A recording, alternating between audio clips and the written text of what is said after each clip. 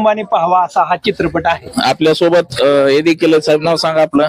माझं नाव नंदराज संपत चंदनशिव. चित्रपटाबद्दल काय आपल्याला वाटतंय? चित्रपट पाहिल्यानंतर खरोखरच म्हणजे छत्रपती शिवाजी महाराज, छत्रपती संभाजी महाराज आपल्या अंगात संचारल्याशिवाय राहणार नाहीत. कारण त्यांचा इतिहास, ज्याजवळ इतिहास हा चित्रपट पाहिल्यानंतर आपल्याला पाहायला मिळतो.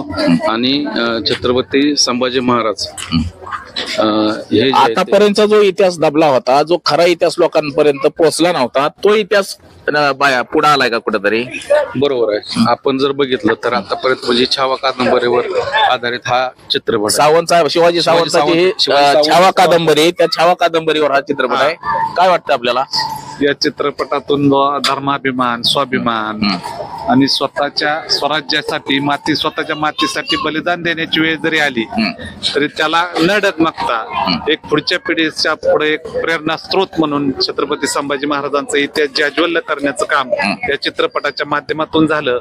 आणि महाराष्ट्रातल्या सर्वसामान्य जनतेपर्यंत छावा म्हणजे छत्रपती संभाजीराजे पोहोचवण्याचा प्रयत्न या चित्रपटाच्या माध्यमातून केलेला आहे.